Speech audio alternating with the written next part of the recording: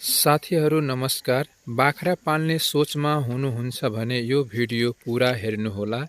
यदि तपाईँ बाख्रा पाल्ने सुरुवात गर्दै हुनुहुन्छ भने पहिलो तपाईँ 5-6 वटा बाख्राको फार्ममा जानुहोस्। ती फार्महरू कसरी बाख्रा पालेका छन्, कसरी म्यानेजमेन्ट गरिरहेका छन् र कुन नसलमा पालेका छन्, सबै कुरा राम्रोसँग बुझ्नुहोस्। कति फार्म बन्द भइसकेका छन् त्यहाँ पनि जानुहोस्। किन बन्द भयो सबै कुरा राम्रोसँग बुझ्नुहोस्। तपाईँ युट्युबको भिडियो हेरेर कहिले पनि बाख्रा पालन नपाल्नु होला। युट्युब हेरेर पालियो भने असफल पक्का भइन्छ। बाख्रा पाल्ने नयाँ किसानलाई म केही सुझावहरू दिनेछु। पहिलो, मार्केटको बारेमा बुझ्नुहोस्। तपाईको क्षेत्रमा कुन नसलले धेरै बिक्री हुन्छ, व्यापारीले सानो बोका खोज्छ कि ठुलो, त्यो पत्ता लगाउनुहोस्। मासुको माग बढी छ, व्यापारीले ठुलो बाख्रा किनिरहेको छ कि सानो। तपाईको क्षेत्रमा सानो खसीको माग बढी भए ठुलो नसल पाल्नु राम्रो होइन। यो पनि एउटा बाख्रा पाल्ने किसानलाई जानकारी हुनुपर्छ। नयाँ किसानले बाख्रा पाल्ने दोस्रो नम्बर रहेको छ नसल।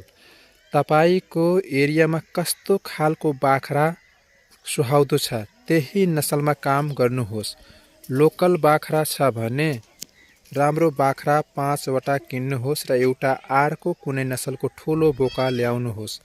क्रासमा बाख्रा पालियो भने मात्र फाइदा हुन्छ।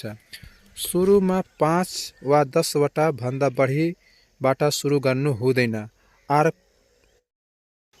अर्को तेस्रो नम्बरमा रहेको छ बाख्रा पालन सम्बन्धी तालिम लिनु। यो बाख्रा पालनमा एकदमै अनिवार्य छ। तालिम बिना बाख्रा पालन गरियो भने सफल भइदैन। तालिममा औषधि कसरी खुवाउने, बिमारी कसरी पहिचान गर्ने, जुकाको औषधि बाख्रालाई कसरी खुवाउने, डिवार्मिङ कसरी गर्ने, कुन बेला बोका लगाउने, धेरै कुराहरू सिक्न पाइन्छ। त्यही भएर तालिम बिनाको बाख्रा पालन नगर्नुहोला। चौथो नम्बरमा रहेको छ हरियो चाराको व्यवस्था। बाख्रा किन्नुभन्दा अगाडि 2 महिना अगाडि नै हरियो चाराको व्यवस्था मिलाउनुपर्छ।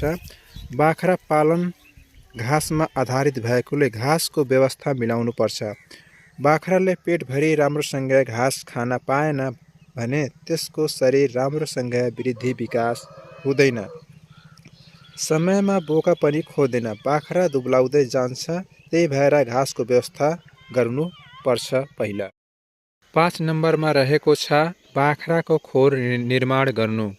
बाख्राको खोर निर्माण गर्दा स्थानीय स्रोत साधनको प्रयोग गर्नुपर्छ। जस्तो बाख्रालाई घाममा, जाडो, वर्षाको मौसमबाट कसरी राम्रोसँग राख्न सकिन्छ त्यही अनुसार खोर निर्माण गर्नुहोस्। पछि बाख्राबाट राम्रो आम्दानी भएमा वा लामो समयसम्म बाख्रा पालन गर्ने हो भने पछि एलिभेटेड फार्म बनाउनुपर्छ। मेरो च्यानलमा पहिलो पटक हुनुहुन्छ भने च्यानललाई सब्स्क्राइब र लाइक गरिदिनुहोला र कहाँबाट हेर्नु भएको छ कमेन्ट पनि गरिदिनुहोला।